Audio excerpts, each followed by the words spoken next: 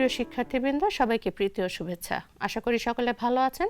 শুরু করছি বাংলাদেশ উন্মুক্ত বিশ্ববিদ্যালয়ের সামাজিক বিজ্ঞান, মানবিক ও ভাষা স্কুল পরিচালিত বিএ এবং বিএসএস পরিচালিত রাষ্ট্রবিজ্ঞান 2 এর রাষ্ট্রচিন্তা বিষয়ক আলোচনা। আজকে আমরা আলোচনা করব ইউনিট 1 থেকে পাঠ 3 এর গ্রিক রাষ্ট্রদর্শনের বৈশিষ্ট্য সম্পর্কে। আজকে আপনাদের সাথে আলোচনায় আছি আমি শাহবানু ইভা, সহকারী অধ্যাপক, সামাজিক বিজ্ঞান, মানবিক ও ভাষা স্কুল, বাংলাদেশ উন্মুক্ত বিশ্ববিদ্যালয়। আজকের এই আলোচনার মাধ্যমে আপনারা জানতে পারবেন গ্রিসের রাষ্ট্রকাঠামো, সমাজ এবং এর অর্থনৈতিক ব্যবস্থা সম্পর্কে, এবং গ্রিক রাষ্ট্রদর্শনের যে বৈশিষ্ট্য রয়েছে সেগুলো সম্পর্কে আপনারা অবগত হবেন। প্রিয় শিক্ষার্থীবৃন্দ, আমি প্রথমে আলোচনা করব গ্রিসের রাষ্ট্রকাঠামো, এর সমাজ এবং অর্থনৈতিক ব্যবস্থা সম্পর্কে।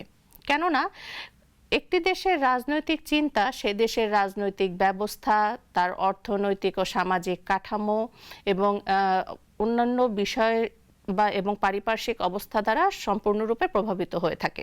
রাষ্ট্রদর্শন ও রাষ্ট্রবিজ্ঞানের ইতিহাসে গ্রিসের রাষ্ট্রদর্শন একটি গুরুত্বপূর্ণ স্থান দখল করে আছে। আজ আমরা সেই গ্রিসের রাষ্ট্রদর্শনের বৈশিষ্ট্যগুলো সম্পর্কে আলোচনা করব, এবং এই বৈশিষ্ট্য সম্পর্কে আলোচনার আগে আমরা সংক্ষেপে তৎকালীন গ্রিসের রাষ্ট্রকাঠামো, তার সামাজিক ও অর্থনৈতিক ব্যবস্থা সম্পর্কে সংক্ষেপে আলোচনা করব। প্রিয় শিক্ষার্থীবৃন্দ, প্রথমত প্রাচীন গ্রিস ছিল ক্ষুদ্র ক্ষুদ্র নগর রাষ্ট্রে বিভক্ত, এবং সেই সময়ে এই ক্ষুদ্র ক্ষুদ্র নগর রাষ্ট্রের মধ্যে এথেন্স এবং স্পার্টা ছিল অন্যতম। এথেন্স এবং স্পার্টা এই সময়ে জ্ঞান, বিজ্ঞান এবং ঐতিহ্য বিভিন্ন বিষয়ে অনেক বেশি উত্তরণের পথে এগিয়ে যাচ্ছিল, এবং ঠিক ওই সময়েই দেখা যাচ্ছে যে ইতিহাস, ঐতিহ্য, সাহিত্য, জ্ঞান চর্চা, স্পোর্টস, যাকে আমরা ক্রীড়া বলে থাকি, এই সব কিছুতে এই স্পার্টা এবং এথেন্স একটি পথপ্রদর্শক হিসেবে কাজ করছিল, অর্থাৎ সেখানে এটি বেশি বিকাশ লাভ করছিল। পাশাপাশি যে রাজনৈতিক চর্চা এবং যে স্বায়ত্ত শাসন বা অন্যান্য অপর যে রাজনৈতিক প্রতিষ্ঠান রয়েছে সেগুলো এই সময় থেকেই বিকাশ লাভ করা শুরু করে। দ্বিতীয়ত, গ্রিক নগর রাষ্ট্রের শাসন ব্যবস্থা কোনো ক্রমেই প্রাচীন চীন, ভারত বা মিশরের মতো একচ্ছত্র স্বৈরতান্ত্রিক শাসক দ্বারা পরিচালিত হতো না। প্রাচীন গ্রিসে অর্থাৎ এথেন্স, স্পার্টা সহ অন্যান্য যে ক্ষুদ্র রাষ্ট্রগুলো রয়েছে সেখানে দেখা গেছে যে সাধারণ নাগরিকদের মধ্যে বিশেষ করে পুরুষরা শাসন কার্য এবং নীতি নির্ধারণে অংশগ্রহণ করত। মাঝে মাঝে এর কিছু ব্যতিক্রম হতো, কিন্তু বেশিরভাগ ক্ষেত্রেই এই নিয়মটা অব্যাহত ছিল। এছাড়া যে দার্শনিকরা রয়েছেন বা পণ্ডিতেরা রয়েছেন তারা বিভিন্ন আরও উন্নত শাসন ব্যবস্থা সম্পর্কে আলোচনা করতেন এবং বিভিন্ন তথ্য সংগ্রহ করতেন। প্রাচীন গ্রিসের এই যে নগর রাষ্ট্রগুলো ছিল সেখানে ঘন ঘন যে শাসন ব্যবস্থা সেটা পরিবর্তিত হতো, অর্থাৎ কখনো রাজতন্ত্র, কখনো স্বৈরতন্ত্র, অভিজাততন্ত্র বা গণতন্ত্র, এক এক সময় এক একটি সরকার ব্যবস্থা বিরাজ করত।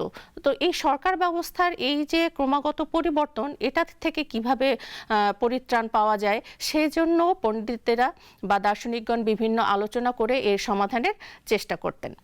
এরপরে রয়েছে তৃতীয়ত, দাসের শ্রমের উপর নির্ভরশীল এবং শ্রেণীবিভক্ত সমাজ ব্যবস্থা, যে প্রাচীন গ্রিসের রাষ্ট্রদর্শন উদ্ভবের ক্ষেত্রে গুরুত্বপূর্ণ ভূমিকা পালন করে থাকে।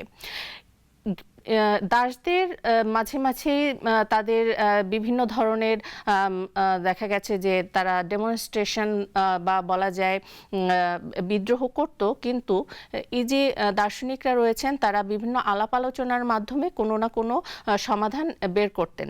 তো বলা যায় মূলত এই যে দাসদের সেবা বা দাস এবং শ্রেণীবিভক্ত সমাজের কারণে যে অভিজাত শ্রেণী তারা আপনার দর্শন চর্চা বা শিল্প সাহিত্য রাষ্ট্রদর্শন চর্চার ক্ষেত্রে পর্যাপ্ত পরিমাণে সুযোগ পেতেন। এটি প্রাচীন গ্রিসের রাষ্ট্রদর্শন এগিয়ে নিয়ে যাওয়ার ক্ষেত্রে গুরুত্বপূর্ণ ভূমিকা পালন করেছে।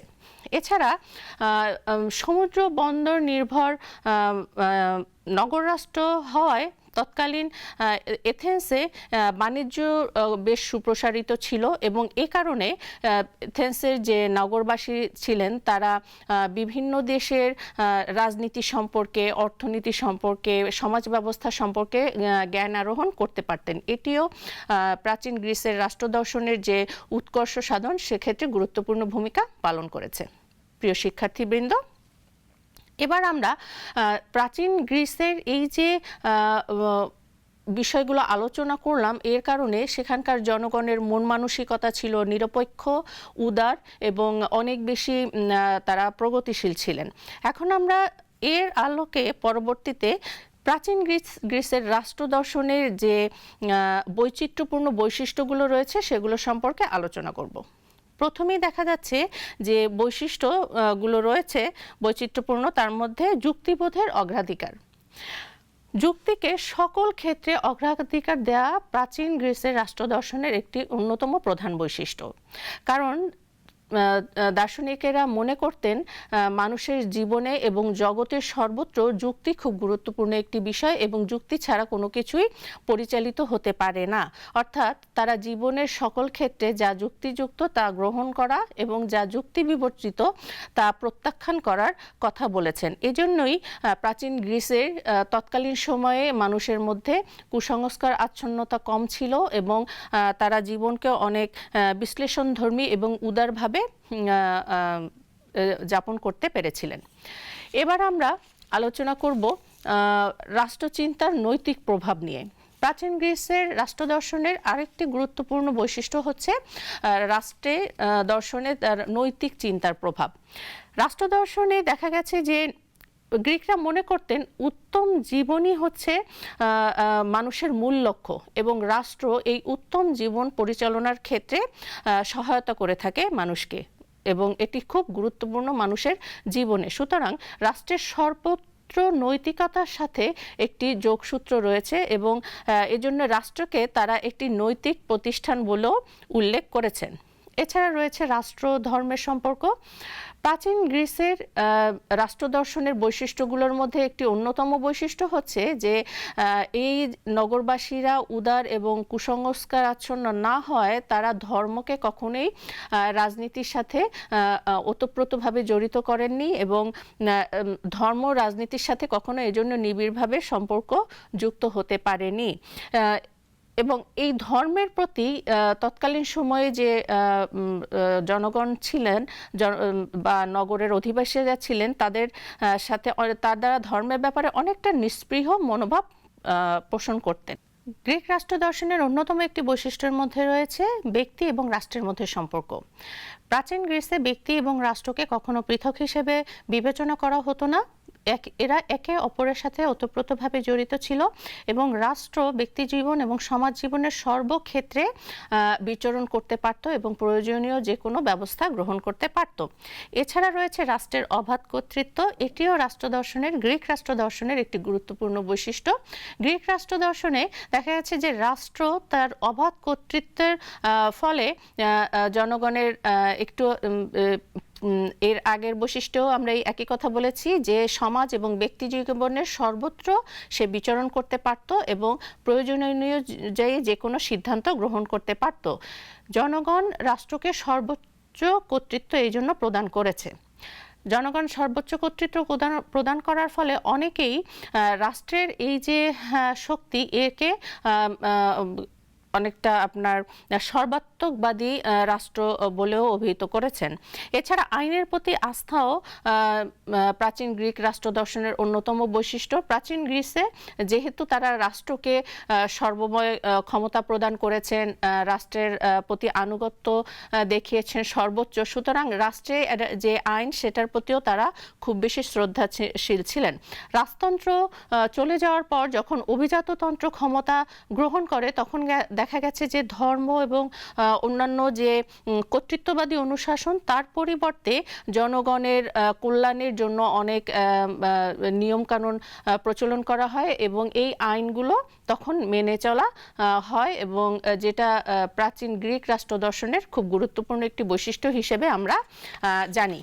এছাড়া নগর রাষ্ট্র কেন্দ্রিক রাষ্ট্র দর্শন এটি অন্যতম বৈশিষ্ট্য আপনার গ্রিক রাষ্ট্র দর্শনের।